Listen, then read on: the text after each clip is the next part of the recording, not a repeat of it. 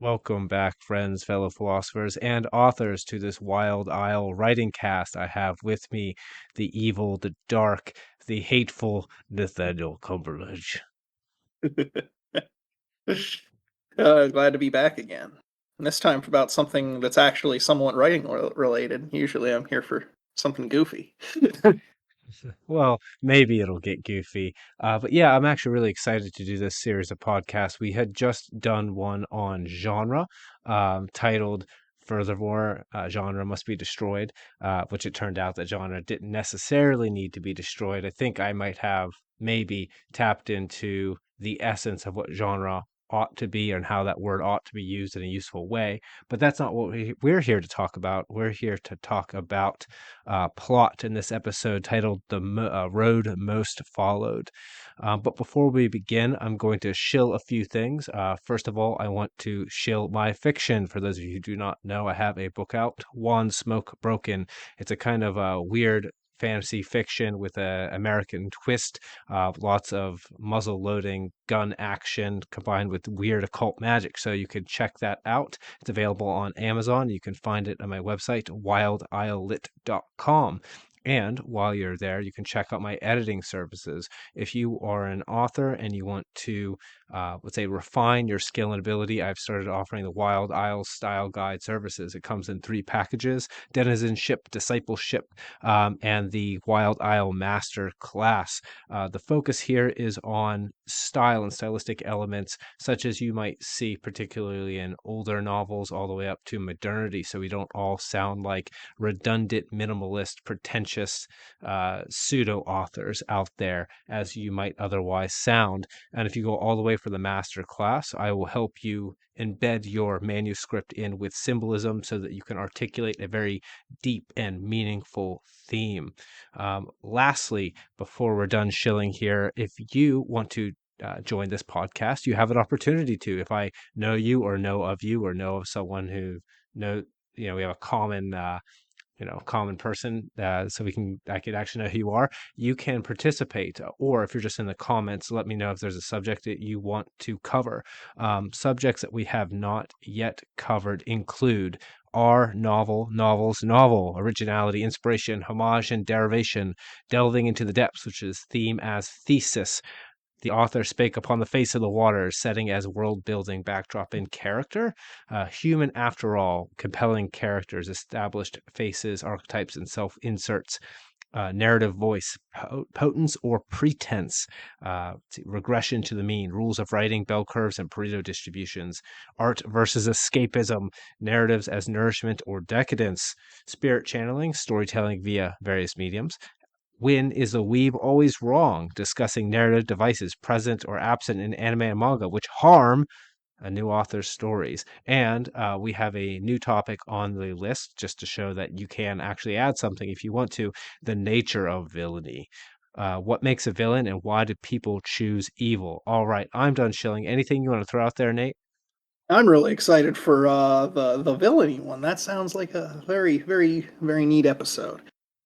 Yeah, that was actually it was recommended by Brad, who featured on the previous episode before this one, and I really liked it. He had me listen to like a whole 40-minute video by Stefan Molyneux related to the question, which I hadn't listened to Stefan in a very long time, but it was interesting, and I think it'll make for a an actual great discussion because that's gone back and forth throughout the ages as to what really makes a proper villain or what is a villain and why does that villain make those choices. That can get pretty deep. But for today, we're going to talk about plot, particularly plot planning, improv structure, and subversion. Those are the subtitles. So, before I begin rattling on, as I am wont to do, um, I want to know your thoughts, Nate, on what you think plot is in relation to what a story is in relation to narrative, because I believe those are pretty tightly linked concepts. So, plot, story, narrative. What are these things? What are they to you? How do you relate them? Plot is generally, of course, the most mechanical aspect of all those things. I think it is the general sequence of events what the meat of a story is about. Oh, well, I wouldn't say. Well, it's not necessarily what the story is about. That's more like theme and narrative sort of stuff. But it's what is happening and everything else that is gleaned from what is happening between all of your characters and events and everything like that. What gives that like plot is usually the most boring part of story planning in a sense because like even though exciting things can be happening, like the most exciting thing in the world can be put on paper, but if it has no spirit or animus moving it, it it's just like writing. It's like writing dragon on a piece of paper and then crumpling it up and throwing it away and saying you destroyed a dragon, right? Yeah. So So two things. Um, One is that your description of plot matches like pretty perfectly with the standard definitions I found. So I've got like a storyline, the plan, scheme, main story of a literary or dramatic work, the sequence of events in which each event affects the next one through the principle of cause and effect, right? So that's the sequence of scenes. Um, but you mentioned it being dry and boring, and or rather the potential of plot by itself being rather unanimated, that it needs to have a spirit put into it. Um, I wonder if you haven't experienced this, though, in opposition to that. I don't disagree with you about what you said. I do think that you can take the most exciting idea and then put it into a poorly devised plot and make it into the least interesting thing possible. I think that's absolutely true, and I've seen that happen. I've seen that happen a lot. Um, but I also find that plot is where people often get stuck. I think we'll end up talking about this more when we get into outlining. But plot is where a lot of very new authors who have, they have the big idea, they get really excited about it, and they start thinking about plot and thinking about plot and thinking about plot, and then they aren't able to find that spirit. Have you encountered that before? absolutely, and that's going to be something we talk about in outlining. Um, I'll hold off on that for now. But and I want to say that there are exceptions to plot being the most boring component. There are authors who are masterful plotters, right? So like people who tend to write murder mysteries, those are very plot heavy. People like Agatha Christie and stuff. It's like there are characters, but they're all in this web of constructed events that are like unfolding backwards so that you can figure out the machinations and motivations of the various characters so that you can follow the plot threads and predict yourself who the antagonist really is and stuff like that. So like that stuff is the exception, but like main if you look at various works, right? It's like most most popular fiction tends to be fairly character driven with pretty standard plot. Uh, Yeah, that's just I yeah. Go ahead. Sorry. okay. So I see that often. That's true in my own work, where my plots, I don't even. Well, we'll get into that with the absence of outlining, but to put it in short here, I don't even think very much about the plot. I just let the plot happen, and I drive it through the motivations of individual characters, which can drive you right off a bridge into the river if you're not careful. Um, but I had came up with this definition right before we actually started recording, that I think captures the idea of the spirit, right? That you mentioned that needs to be there. That would say mystery, usually what are referred to as mystery novels or detective novels or noir, are typically, or those that strongly borrow from those influences, very, very strongly impart into their works, or the work imparts into itself. I don't know how to say that properly, but my definition was that plot is the facilitative structure that produces a theme, which we'll set aside what a theme exactly is here in a second. Basically, it's a thesis of the work, but we'll set it aside. So it's a facilitative structure, produces a theme, and it communicates that theme or thesis by combining pathos and logos properly, right? And the pathos section of that seems to relate to the spirit that you've mentioned before. And my interest before moving on is the question is what really is that spirit? What is the pathos? What do you think? Um, I think the pathos has to do with a combination of character and theme kind of stuff most of the time. So like if your story isn't like this might be a controversial thing, but if your story isn't about anything, it's going to be hard to animate it to be interesting. So, like, the reason I say that's controversial today is that you often hear the take that all art is political or something, and people have an instant reaction against that because of the politicization of entertainment. And that's not necessarily what I mean, because, like, just because something is about something more than just raw entertainment, which most good entertainment is. It's like it's something that the author thinks is interesting or cares about as a question inserted into the like a quarrel between the characters. The characters are often representative of ideas, and they're in this arena, and the plot is the mechanism of them in their interactions and such. Yeah, I find that very frequently that's typically when the work is character driven specifically. That seems to be well when it's done well. I've seen it done poorly. So let's say if it's done well, um, you know what, I'm gonna hold off. The reason I'm gonna hold off, we'll talk about that later because I'm gonna when we get to outlining down the way. But you mentioned theme and you mentioned character providing the pathos.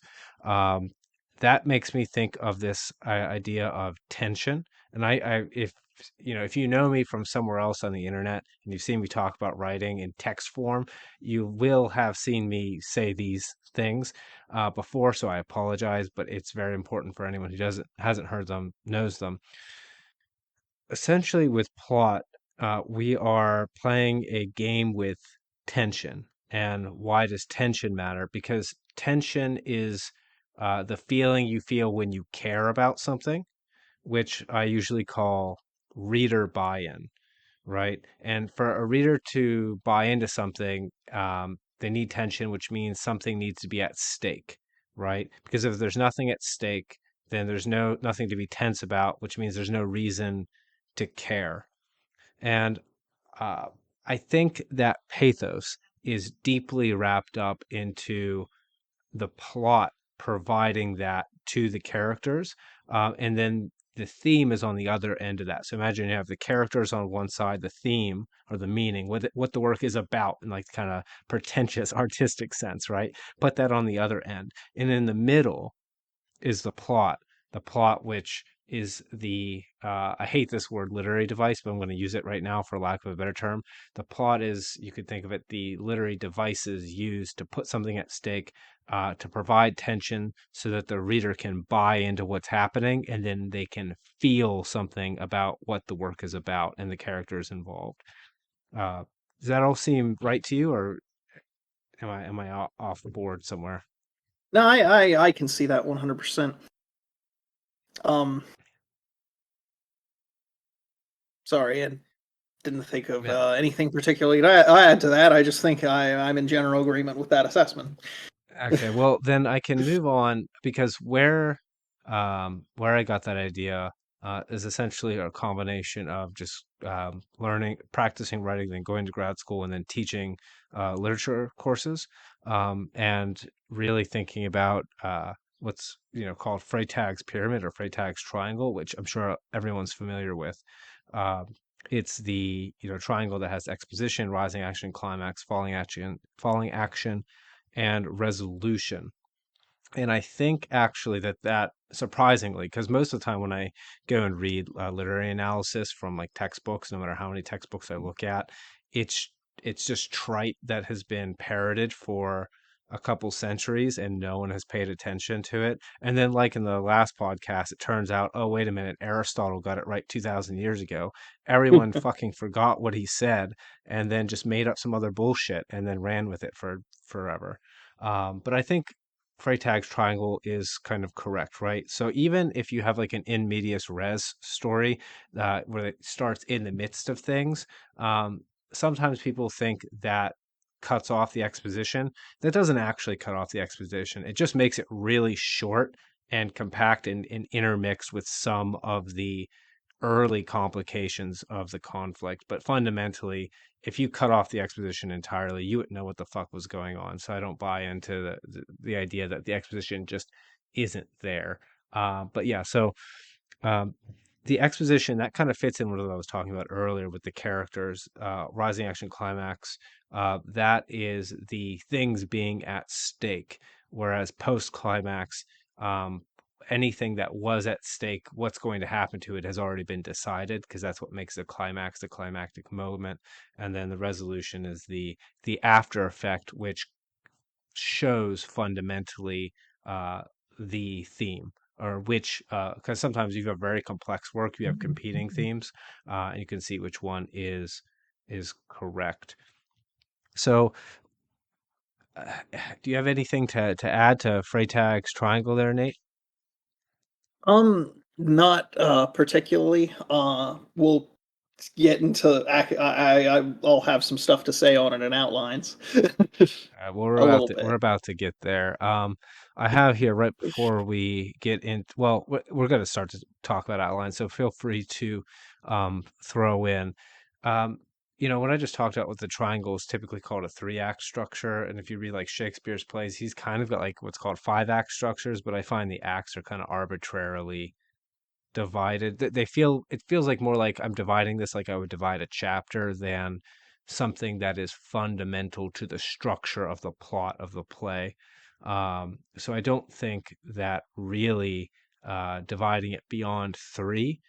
You might have some utility for some works, but I don't think that that really goes anywhere. And I've looked at other descriptions of plot structure, which I actually don't think are very useful because I don't think they tell us very much. So as much as I like East Asian philosophy and people like to talk about it, Kisho Tenketsu, which is like an East Asian four-act structure derived from the telling of poetry, it's essentially the same thing as Freytag's triangle laid out. It's just worded a different way, where instead of having a climactic climax and falling action to the resolution, there's a twist or a turn, which they again they taken from poetry, which most poetry has toward the latter end of it, at which you get to see the resolution of the events usually from a different light, but you're still seeing the resolution of events and the consequences, which is what this story is about fundamentally. So that doesn't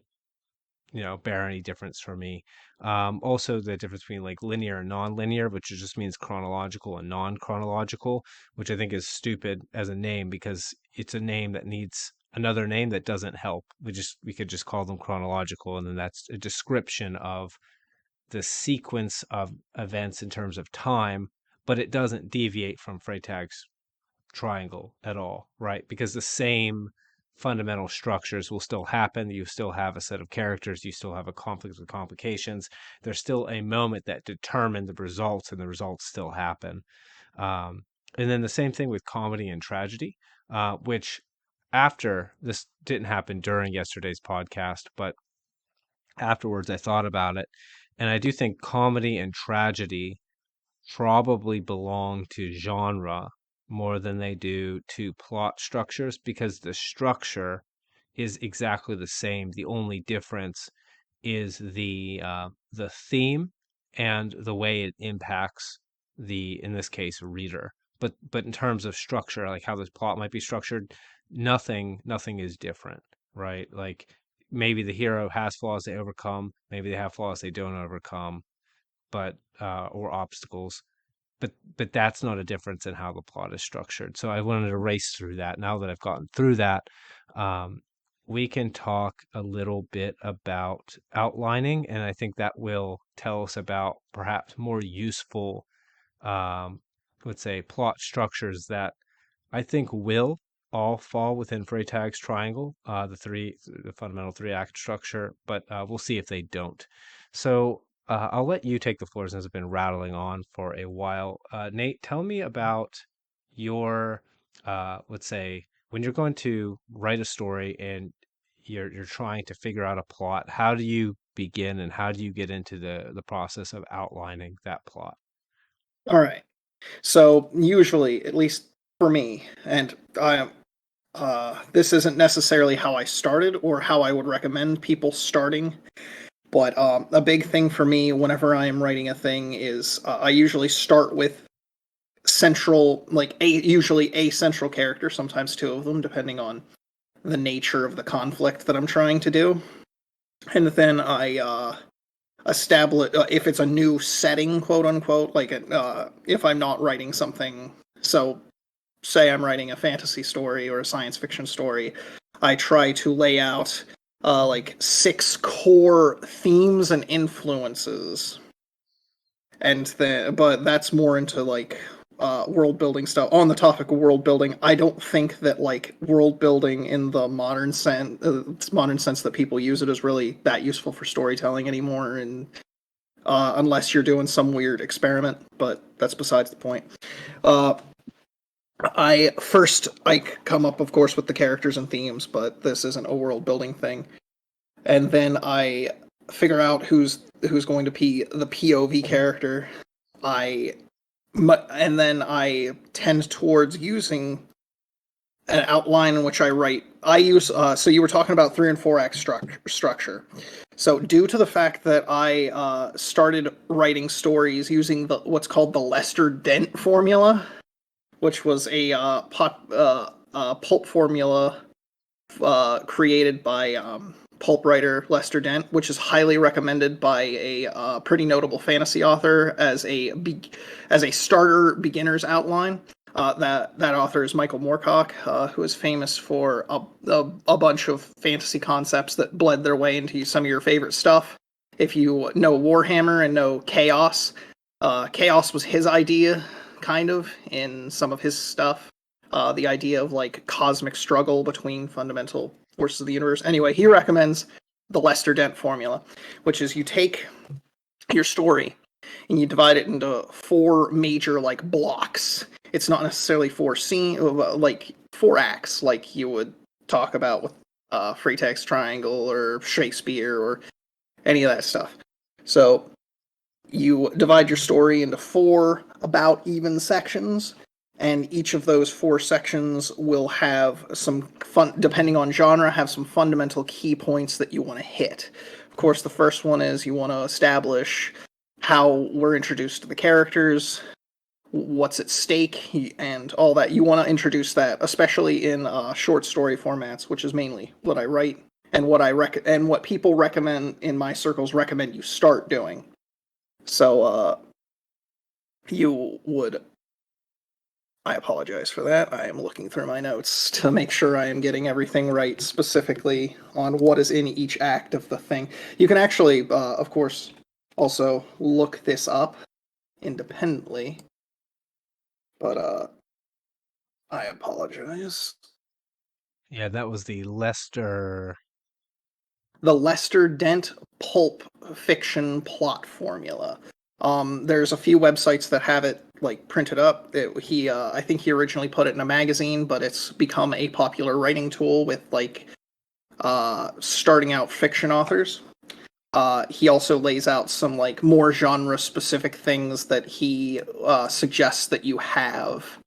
So like because pulp writers during the Great Depression were put under great pressure to write decent stories that'll get picked up by magazines for profit. They lasered in on the kinds of things that were popular at the time, so some of that might be outdated. This guy puts an emphasis on exotic locales, strange things for people to be like competing over, like exotic MacGuffins and such. But you don't have to do that for the model to work. The important thing about the model is it's a basic plot outline that you can fill out like out of the 4 things he recommends, like for a 6,000 word short story, about 1,500 words a piece. And he tells you vaguely what you should put. If you look up the model, he's got like vague points that you're supposed to hit while writing that. And after you get good at writing short stories in that format, that's when you can start subverting that structure a little bit. But like you said earlier, because plot is so like we're talking about chronology and non-chronology. Most stuff you're going to write is being going to be one chronological, and stuff is going to linearly happen, right? So if you're starting to write a plot, there is no reason not to start with the most basic version of what you want for your characters, your world, and your themes.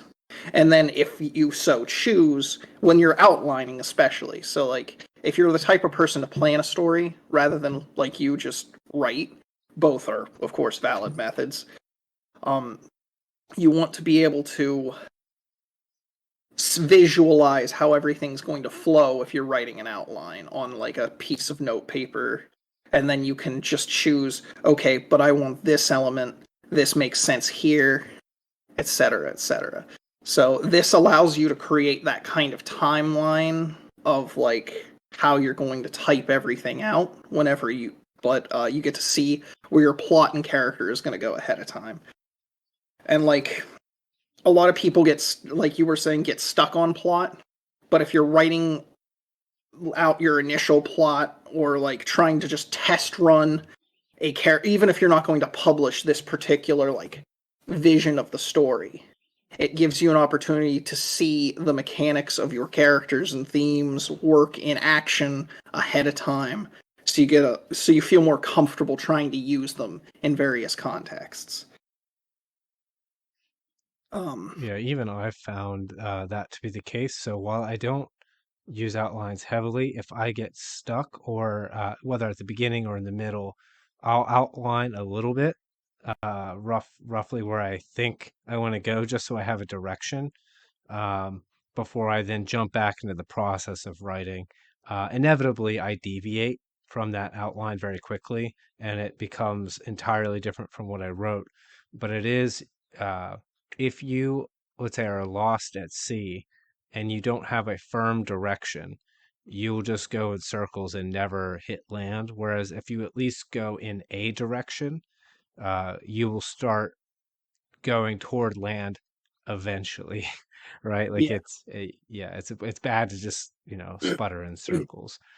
So were you able to find the other three components? Because you mentioned what to me sounded just what I would call in plot, in relation to plot, the exposition according to the Lester Dent Okay. model.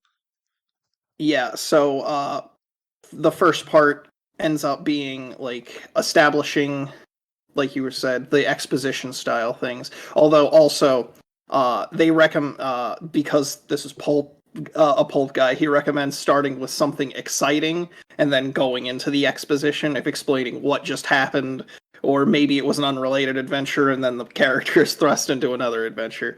And that's a popular, that actually became very popular with Ian Fleming, who people know from the James Bond movies, but he started in pulp novels.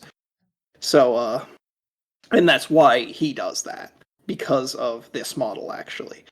Um, so, first you will have, in the first 1,500 words exactly, the first line or near thereto as possible, introduce the hero and swat him with a fistful of trouble. He's a 20th century, early 20th century guy, so he writes kind of funny. But yeah, hinted a mystery, a menace, a problem to be solved. The hero pitches in to cope with the troubles, introduce all other characters as quickly as possible, and bring them into the action. Because like, so I'm I'm gonna agree with this, because like a lot of people's favorite characters in fiction tend to be the villains. A lot of the time, villains are easy to find fascinating or like. But a lot of people hide them, and there's reasons for this. But a lot of people hide them behind like later in the plot, when it's usually good to have try to find a way for them to be a presence and to communicate with your protagonist in some way, right? Uh, Yeah, that's what we were just talking about, like being at sea. Like once you introduce the antagonist, or the face of the antagonist, or if you're doing like a big bad, and then you've got like the henchman that's kind of that villain for that story or that novel, It's good to have them present in the both the narrator's mind, but also the protagonist's mind, and therefore the reader's, because it reminds the reader that there is a danger, there's a threat, there is something that is making something important at stake. And then, like you said, you can do things with an antagonist that you can't do with a protagonist that makes them more interesting. But I don't want to get too into that because that's both about villains and about character, and we're supposed to be talking Yes. about plot. Yes. So other than so after the first act, usually the first, or in this case 1500 words is what he uses, but it's essentially an act. After the first act, he recommends some kind of plot twist uh, that is vague and not super specific, but he recommends something that twists an element to the plot at the end of pretty much every act but the fourth, where things are just pretty even handedly resolved because of the nature of his storytelling medium. So, the second act is mostly just like throwing various struggles and conflicts in the path of your protagonist and them overcoming it. Pretty standard stuff up until some kind of twist, or usually perhaps the villain or antagonistic force, if you will, gaining some kind of upper hand. Uh, the third act is sorry, these are actually kind of long, and I'm trying to summarize them. Take your time while you find the third one. I'll comment. So far, we have something that looks like the exposition, where you introduce as many characters as you could manage, so that we know who the hell this is about. We have the inciting incident, essentially the start of the conflict. So that essentially lets us know what the story's about and also what is at stake. So right away, we can start to have reader buy-in through tension. We might even have some extra tension by an exciting hook that comes in the beginning, and that all leads into the second part, which is essentially what I would call the conflict or the rising action portion of the triangle. I'm relating this back to the triangle to kind of make it familiar and how I'm perceiving it so far. And you need complications. And the reason why you need complications is because if you don't have complications, there's no fucking story, right? Like if it's I wanted to save the princess. I walked down the street, rescued her from the troll. Story's over. Like there's no. It's like the dragon on a piece of paper, right? Like there is no, let's say, ratcheting of the tension, and that ratcheting of the tension is produced by those twists, those complications of the plot, where the protagonist is running into obstacles and having to figure out how to get around them. Yes. So by the third act, it's expected that you're going to hit your darkest hour, so to speak, in which the protagonist, at least, does not seem like they can accomplish the task, and they're trying to scrape at desperate solutions to a problem. And then by the fourth act, they are, of course, figuring out how to resolve that and get out from underneath the thumb of the villain, resolve the issue, and then the consequences of the story are laid out. So yeah, pretty basic stuff. And there, if you actually read the whole like article, the original article, there are like more specifics about suggestions to put in there in the body text, but I was giving a vague summary of the structure. So like it is very, like, as with most of these, it's very reminiscent of the triangle that everybody knows and loves. But it's a good basic outline. Yeah, it's Um, essentially it's a little more user friendly than the triangle. Like in the darkest hour section, that breaks down what the climax is in a way that I think in Freytag's triangle it's not described in full, where you have to understand that the climax isn't necessarily, one single event. It is the culmination of a series of events at which you've now reached the thing that, like, the central conflict is at stake, like right now. like everything that has led up to it, led up, and then now it's either like this one decision or this one outcome determines all of those things that you've described before. I think when you have like the four sections there, it makes it more. Um, it connects all the complications of the prior section to that climactic moment, and then the resolution coming down off of that fits with the fourth section there. I want to tie that back in with how what you mentioned before in terms of how you approach the outline. So we had characters, and then we had the themes, and you mentioned themes like multiple themes, and it's somewhat worth talking about that, but I'm going to refrain because I'm sure that's a whole conversation in and of itself. And you mentioned Yeah. also generally having the conflict, and then once we have these components, um, the Lester Dent. Am I pronouncing that right? Yes. Lesterdent. There's a website that has the original article in full called Dirty Thirties because it is a focus on 1930s pulp Americana and stuff. But they have it up on there. And Okay, I do so then recommend reading it in full because I am mostly summarizing each of these blocks for each of the four acts. And then there's some more genre specific stuff which you can avoid or use at your leisure because, like, I am an advocate for a kind of return to that form of storytelling, but I know that's not for everybody. yeah, genre did lend to est. Um, no, I'm kidding. It is, well, sort of.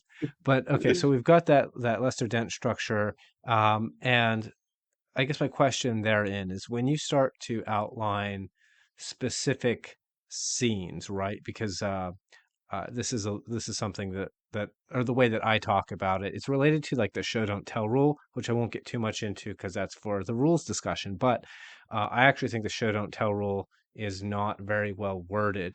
I understand what it means, but it's really summary versus scene. What do you summarize because it's not relevant to the plot? It just is connective tissue to get us from scene to scene to scene. And what do you enter into scene in which you get to actually describe in detail in the moment of the storytelling. Now, those scenes, um, particularly because of the influence of cinema, are often called story beats. Um, though often when I hear story beat, I think amateur. That's very judgmental of me, but no, I hate that because they're not they're not beats because like a beat is an individual note. Now you can relate those notes to each other, but if we remember our definition of plot at the beginning, this is a kind of causal chain. Like these things are interrelated, and so they're not singular. They shouldn't at least be singular beats. They need to be connective. What was it? I might have brought this up last time. Someone mentioned the South Park writers. They have because they call it a because writing structure as opposed to a and then writing structure. Now, I don't even think those are warranted to be called structures, but it is good advice nonetheless. Things should be happening because other things happened, not just because and then this happened. Because then now we've divorced the plot from, let's say, almost like a level of verisimilitude to reality in terms of cause and effect, which is going to make it feel contrived, like it's been stitched together and you can see it. And the reason I'm bringing all that up is because I am curious what you do when you outline to avoid having individual disconnected story beats and instead to have interconnected, let's say, causally related scenes within, let's say, in this case, the Lester Dent structure that takes those characters on a journey that communicates the themes that you're trying to communicate. Right. So, like we were saying that we'll avoid getting into theme exactly, but uh the way that you would go about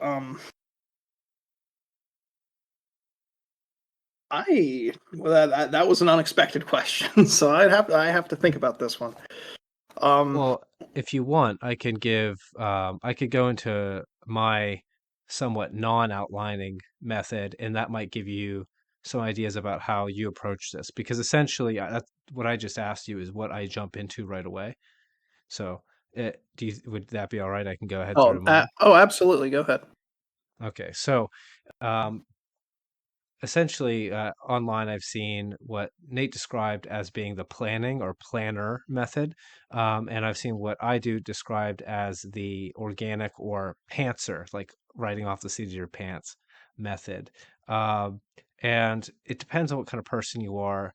I think it has to do something with the relationship between probably traits openness and conscientiousness, but we won't get into that as to why someone might do this. um, but my method actually, the beginning is usually also with characters. I typically write very character driven works. And when I imagine um, the character, or when the character comes about, usually through some singular idea or object that piques my interest, I go for some stupid long run. And then while I'm running, all of a sudden these associations and connotations generate until they form a person.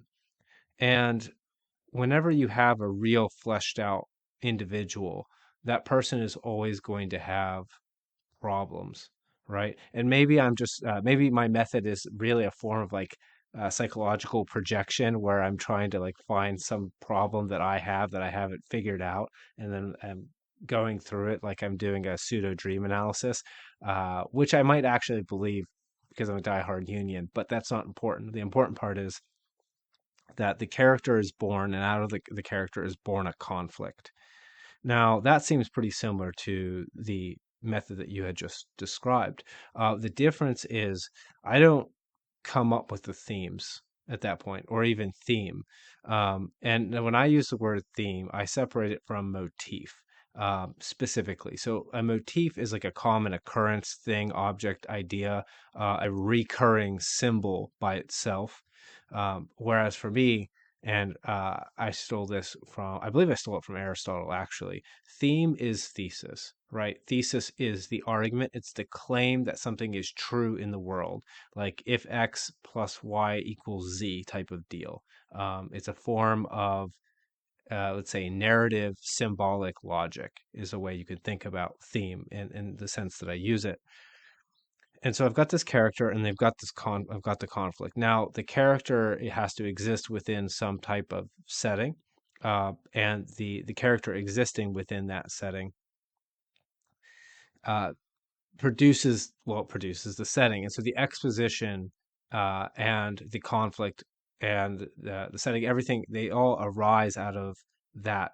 And the inciting incident fundamentally is, let's say, the imagined moment at which something would be done about it, right? Because my method is, how does this character solve his or her problems? That's really the question.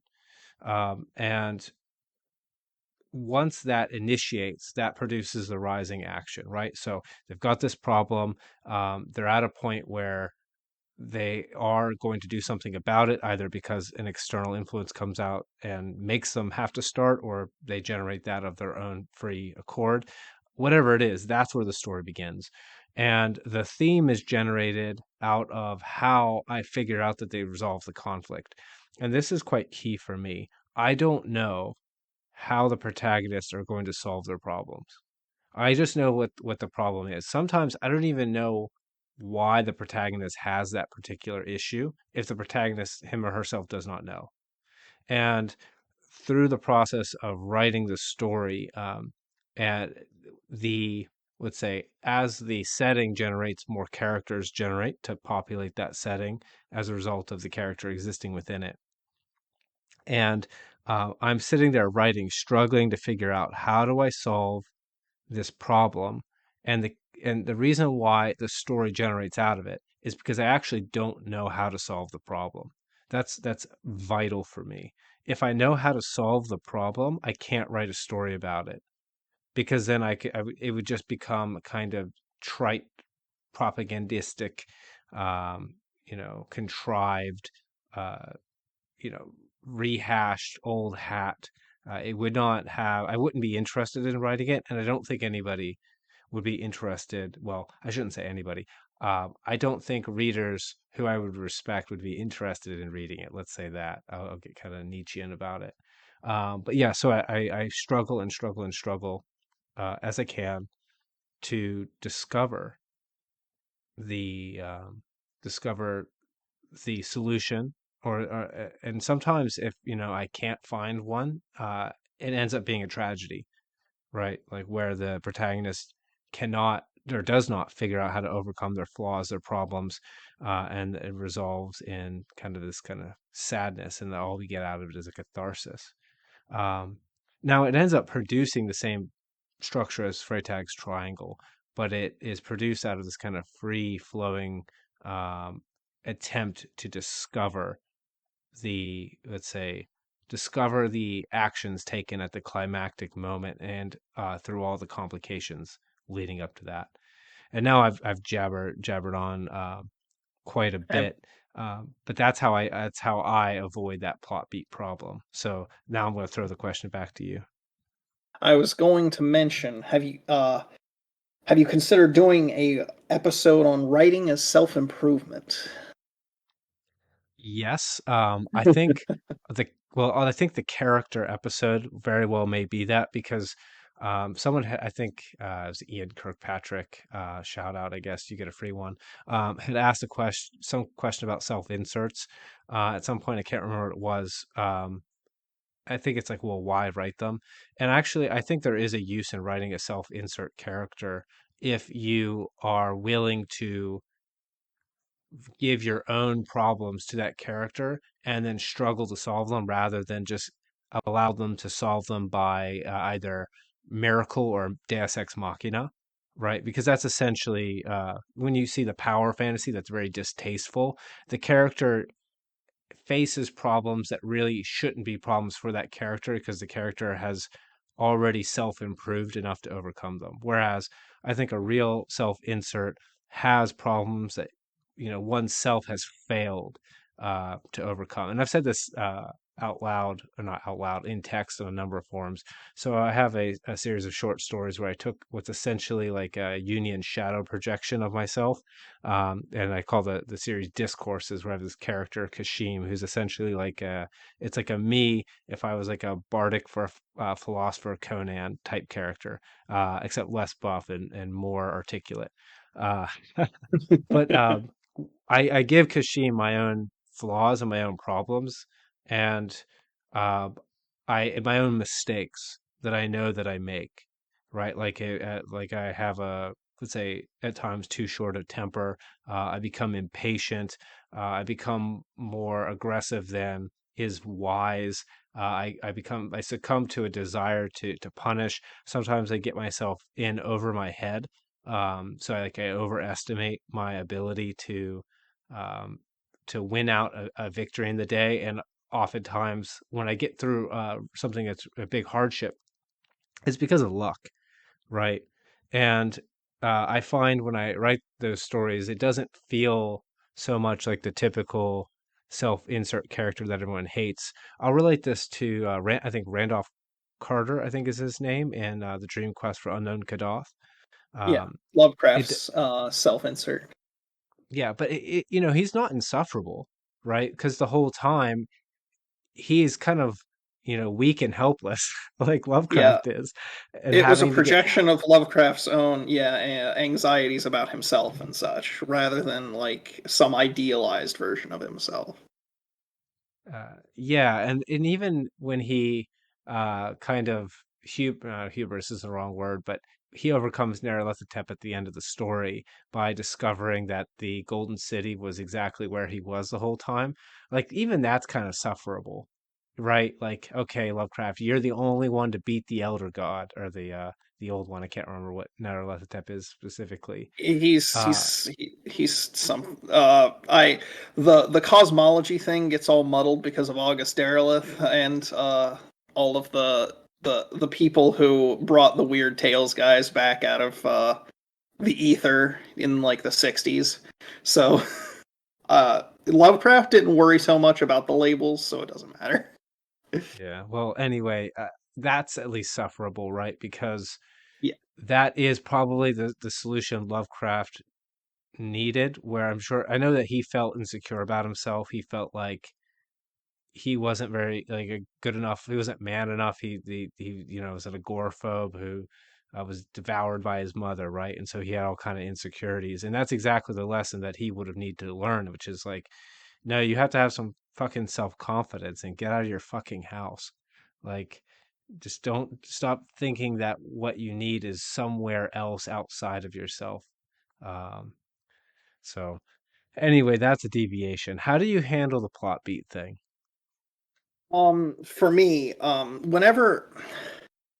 when I actually have come to realize over the years of like hobbyist writing that I'm not a super big planning guy, because actually I just write like vague outlines of what I think should happen, and then I try to put myself in the mindsets of my characters and point and ask myself how are they what would they do in this situation, where would they go, who would they engage with, how would they attempt to solve this problem and such.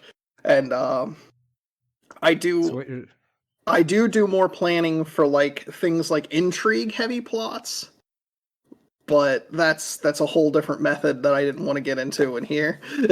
But we can still do it because I guess we have some time left. But yeah, yeah, as far as like plot beats, like I have a thing that I want the characters to confront. I put them in the position in my while I'm like typing out whatever I'm working on, and then I just try to let it naturally occur to them, I suppose. I mean, I guess I do fall into story beats sometimes in regards to like I think to myself, "Oh, here's a bunch of like set pieces and nodes," I guess, because it's not that natural. Because when planning, sometimes maybe I'm not that skilled, but I tend to think of it in terms of like set pieces, I guess. do you ever run into an issue where you have trouble getting to one of those particular set pieces, or do you just cast it aside if that happens?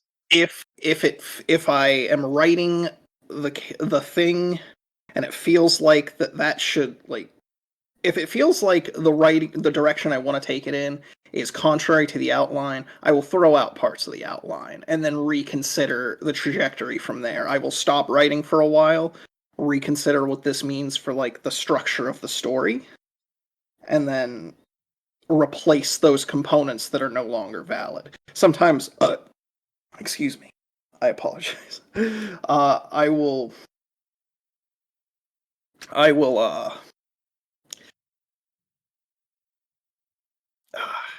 Reevaluate your initial conceptions. reevaluate the that's good. I'll reevaluate the initial conceptions of what the story is and move on from there. But yes. So I will use the plot outlines for direction, but I don't allow myself to be married to the outlines, if that makes sense. I don't want them to shackle the interactions and where my free flowing mind goes to whenever it's actually time to stop planning, start writing, sort of thing. And like I had said earlier that I was generally anti world building, I guess. At least like pre planned world building. And I guess it kind of feeds into that. Uh, I used to be more pro those things, but now I'm more vague outline and freewheeling development. Okay, so Nathan, what you're saying is, I'm gonna put on my Kathy Newman hat. So what you're saying is that outlining is a useful step, but fundamentally there has to be a shift from a planned model to an unplanned organic model. And when push comes to shove, um, the organic model essentially needs to take higher priority insofar as let's assume you're not running yourself like into a wall or off a bridge, because I've seen people do that too. So like Yeah. let's not say too much. I wanted to talk while we still have some time about both plot devices and then subversion, which I think is closely related to plot devices. Now, I mentioned earlier, I kind of hate the term plot devices, and the reason why I don't like them is because it reduces down the, let's say, event within a plot to a mere pre-scripted, let's say, well, as it describes, device. Um, Now, some things, like maybe I'm willing to call them plot devices, like Deus Ex Machina. I think even hell, even the name, it got out of the machine, right? I know that comes from the cranes they used to use in late Greek theater that Nietzsche said was trash, and he's right, it's trash. But uh, the point is that something like a Deus Ex Machina, everyone hates it because it's so obviously fake and contrived. It doesn't solve that plot beat problem that you just described how you solve, which is very similar to how I solve it. And so therefore, we can call that a device.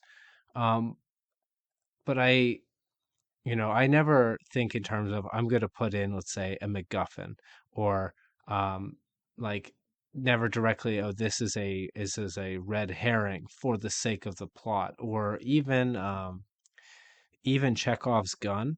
Now, oftentimes I might obey the rule of Chekhov's gun because I have something to use and I want to make use of it. But that's not because Chekhov's gun says, right? And maybe I'm getting to a bit of a conversation about rules. But do you use plot devices in your thinking about how you want to outline your plot or while you're actually writing the scenes?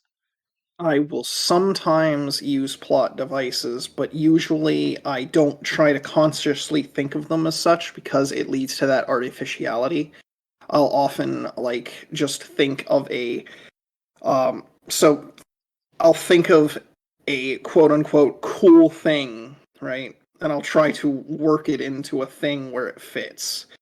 So if it just so happens to be a MacGuffin or a Chekhov's gun sort of situation, then it is what it is, but that isn't something I try to set out to do because I used to do more stuff like that because like I think I'll call this TV tropes brain because there is a website that is very rather popular called TV tropes that try to boil down all elements of literature and fiction and TV shows, whatever, into these little bites and these articles in which they analyze the tropes, and pretty much everything can be seen as a trope.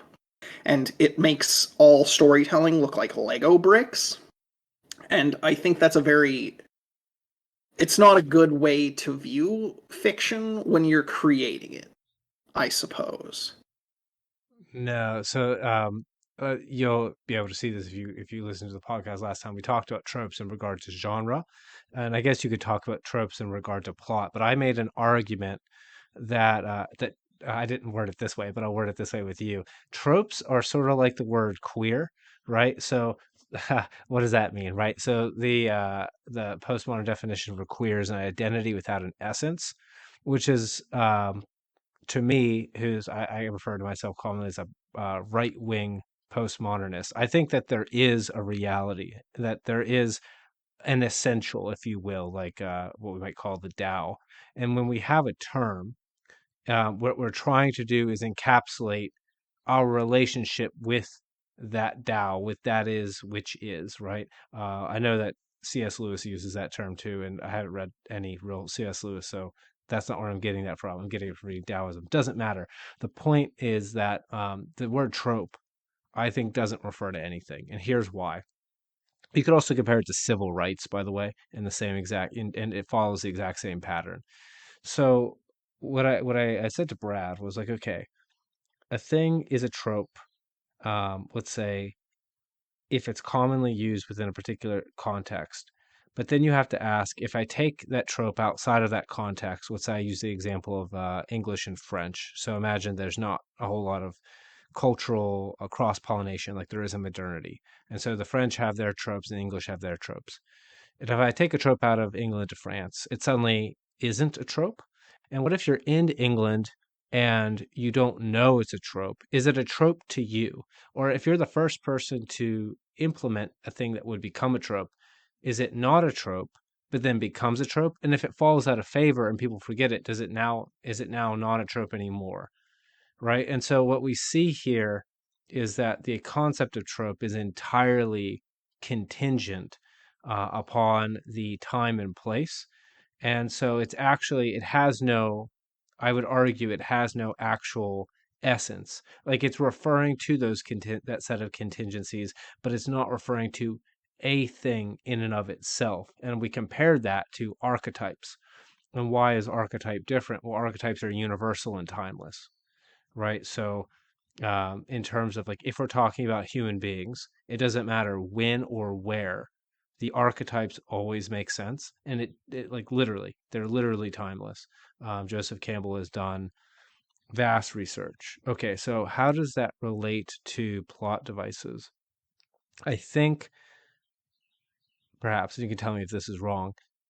I think that plot devices also are essentially, unless we're using that word to critique someone's bad writing, I think that they very well may be, um, let's say, essenceless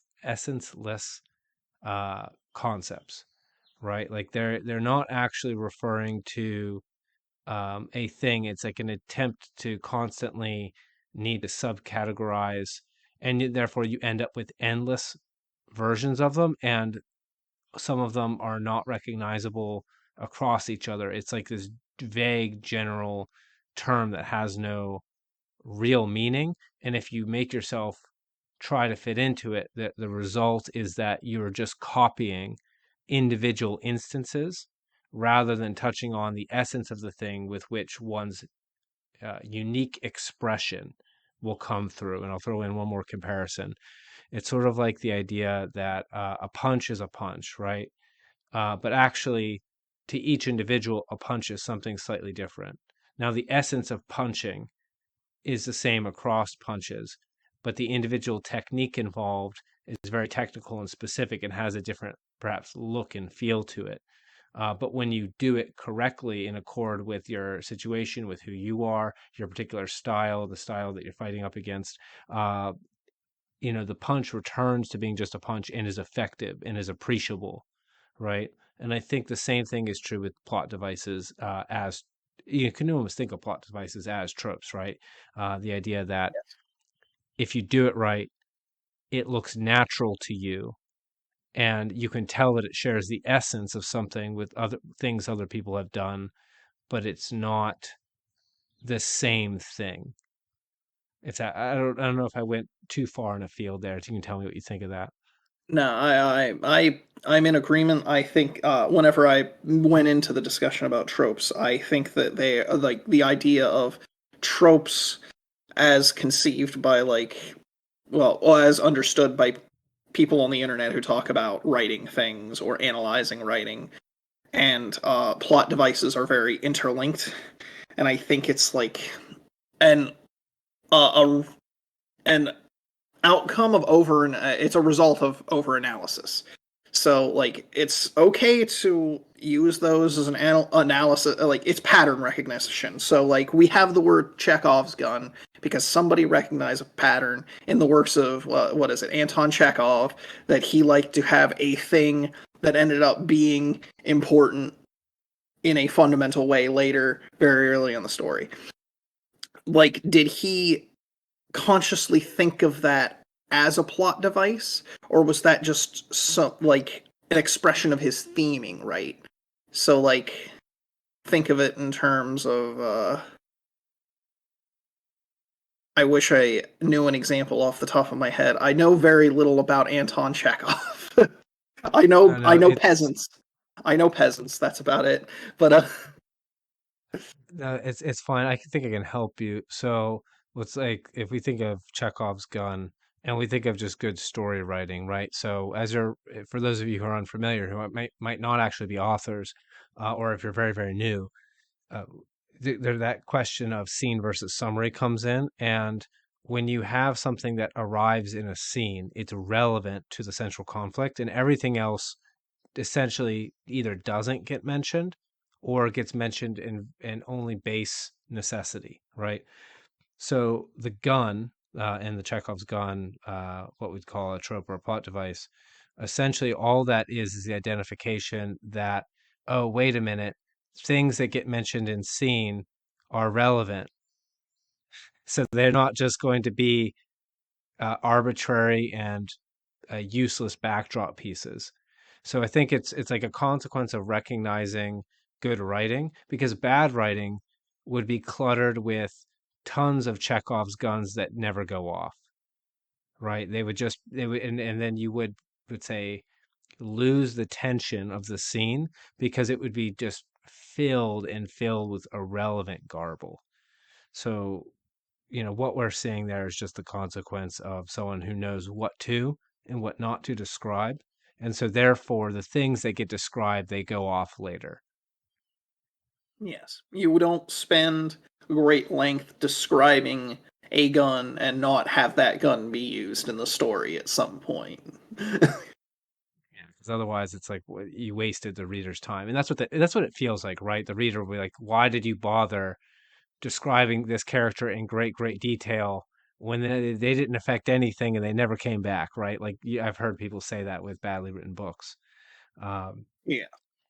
so we only have a few minutes left. I don't want to go too much over. There's two different places we could go from here. We could talk about subversion, in regard to the fact that we just kind of destroyed the concept of plot devices in a sense.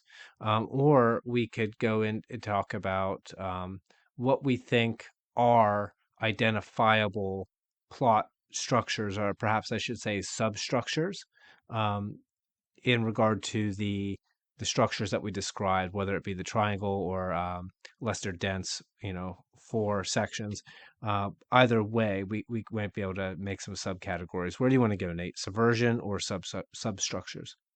I'm interested in hearing what you have to say on subversion. Because you being a archetypes guy, I want to hear this. Yeah, so I don't actively think of subversion in my writing, but I do think that it comes up. And the reason why it comes up, for me specifically, is because when I approach these problems, I inevitably, um, let's say, project some aspect of my own psyche or conflict, or internal conflict that I don't know how to resolve. Now, I'm going to get a bit Jungian about this because I don't know how else to describe it. So hopefully this is intelligible. So in Jungian psychoanalytics, there's this concept called the shadow, and what the shadow is the part of the unconscious that is personal to you, through which all of your instincts make themselves manifest. You can think of it like a gateway or a portal that between you and your animal self, right? So you've got your rational self, that's your ego. You have your unconscious, that's all of your basically all of the rest of you. So it's like the frontal neocortex versus everything else. Um, and when I'm trying to solve this problem, the problem is inevitably in the shadow. Okay, so what does that mean? It means that the answer is within my possibility of knowing. It might even be within my realm of experience, but I am refusing, or rather, refusing is wrong because refusing makes it sound like a conscious choice. It's more like it is painful for me to recognize the facts that I am privy to that are in the shadows. So they're in my brain somewhere, like they're in memory, they're in my experience, but I'm not paying attention to them because it hurts. Right? Just like if you broke your arm, after you break your arm, you only try to move it like a couple times before instinctively you just stop and you keep it in that position, because if you go to move it, it hurts, right? And so you just don't do it anymore. Well, the shadow is basically that with psychic phenomenon. Well, how does that relate to story writing, right? So essentially, what I'm trying to do is to pull out solutions from the shadow and part of the way that works in psychoanalytics is you have to integrate those uncomfortable truths. And those uncomfortable truths are typically things that defy our normal sense of morality, or they defy our established sense of how things work in the world. And that's what makes them uncomfortable, right? Because if they were, you know, easily assimilatable and predictable, they would be part of the what you would call the ego consciousness. And so when I have a character has a conflict, particularly this is very particularly true with internal conflicts, though you can do this symbolically with protagonists and antagonists against one another, such as like Conti and King Ugir, right? I'll use one of my own stories from One Smoke Broken. The evil King Ugir is essentially the spirit of the tyrant, and his spirit is in part in this sword that Conti finds. Well, he doesn't really find it; finds him down deep in a cave, right? So we have the king under the mountain, and Conti has to when he gets hold of the sword, and the sword threatens to possess him over time, and he essentially is encountering the tyrannical king, and archetypally speaking, he kind of has to, let's say, resurrect his father from the underworld, right? Bring this evil tyrannical king into alignment with the modern day. And you might ask, well, how do you subvert that, right, without breaking the archetype? And I would say, I don't need to break the archetype to subvert it. What happens is the king is actually fucking right a lot, and Conti himself has to confront the fact that the king is correct on a number of things that he doesn't want the king to be correct about. One issue of which is slavery in regard to the setting, in which the fairies that exist on the island, they cannot they can't basically can't peacefully and equally coexist with the human beings due to their natural tendencies. They basically, it's like predator and prey, right? Like literally, that's like their natural situation. And so, like maybe Ugir's solution just to kill them all is wrong, but Conti ends up taking a bunch prisoner and essentially keeping them as prisoners slash slaves. And when confronted about this, he's like, "Look, I don't have a better fucking solution. Like the king is right. If I just let them go, they'll just burn down some more houses and murder some more people, right? Like this isn't gonna work." And so that part of that confrontation is to recognize, like, okay, there are intractable conflicts that have no perfect solutions, and I don't care how much of the hero you are, that part of the king actually isn't in the underworld, and you have to. It's instead of just giving vision to the king, like Horus taking his eye and giving it to Osiris, it's Horus now receiving an eye from Osiris. And that was a very long-winded way to say it, but that's essentially how I approach subversion from an archetypal perspective. Does that still sound like subversion? I don't know if I kind of broke the idea of subversion or not.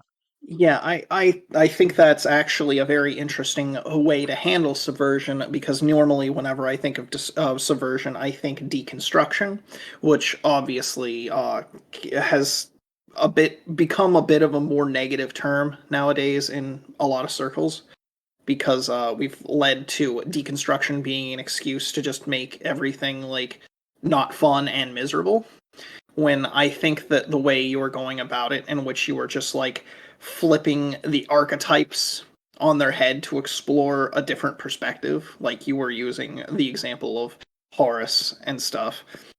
I think that is deeply interesting, and I think if there is a way to do plot subversion, that is probably the way to go. Take things that exist, but give them a twist in a way that's still compelling to like the eternal human spirit, because that's why archetypes are good, right? They're timeless. So no, yes, I'm in agreement with how you do things. That is I probably could not have articulated it as eloquently as you managed, because that was a pretty good delivery. But it kind of matches my own thoughts on subversion versus so like good subversion doesn't have to be deconstruction. And It's the oh, go ahead. it's the difference between essentially the what I've started calling right wing and left wing postmodernism. So, which also is deconstructionism. If you didn't know that out there, so I like this quote from Nietzsche, like, like everything is interpretation. That can mean one of two things. You could take that to mean that everything is mere subjectivity, or what you could take it to mean is that all of that you experience is interpretation and subjectivity, but there isn't a, but what you're interpreting in your subjective experience is of an objective fact. And so your attitude determines how you experience an objective fact happening to you. And the acknowledgement of that objective fact is, I think, where that subversion comes from. So what I'm doing there is saying, here's a conflict. And instead of just deconstructing the conflict. I'm deconstructing the conflict, finding what makes it valid, and then reconstructing it in a new light to say, like, look, this conflict isn't merely a problem. It's both a problem and something that you have to accept as partly being here, no matter what your solution is.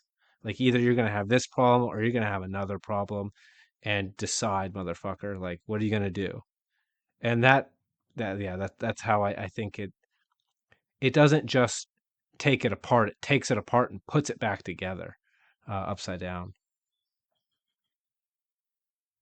Yes, I uh, that I am.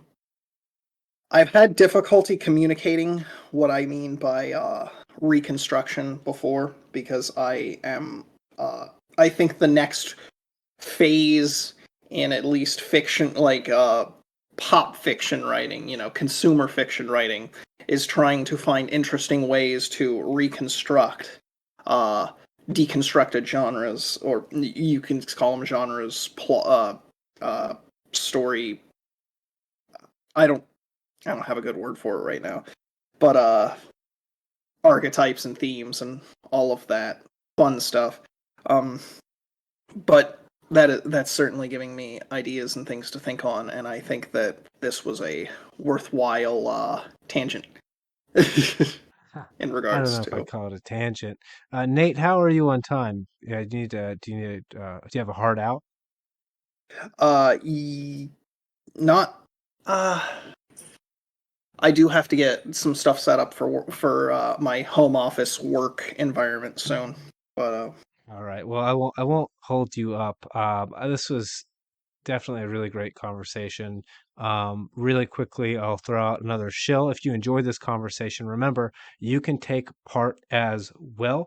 Find some way to get into contact with me. You can do that at my website, by the way, wildislet.com, where you can find my work. If you that little bit of subversion interested you, why not try reading my novel Lawn Smoke Broken? I've got a set of short stories that I'm about to release as well, so you want to read the novel before you jump into those. You'll enjoy them a little bit more. Also, if you're an author, well established, well, not well established, but if you're starting out, you've got manuscripts that you want to polish up, or you want to just improve your skill, check out my editing service, the Wild Isle Style Guide, where I can help you learn to articulate yourself as smoothly and silkily as I did articulate subversion just now.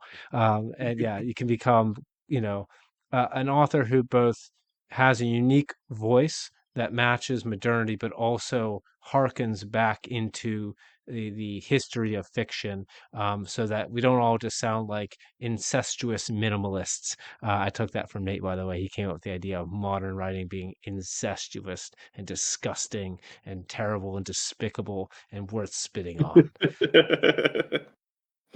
All right, Nate, is there anything you want to throw out there? Or um read more old stuff that nobody cares about. Find stuff that people haven't already copied to death and explore that stuff. That is that is something I will advocate I to dove random down into people. history. Yes, Yes. so that's you heard Explore it first. to avoid the incestuous nature of writing, you must find the paths that were not taken in older writing. That's right, folks. Do not always travel the road most followed. All Yeah. right, guys. Thank you for listening. And thank you, Nate. And I will see you next time.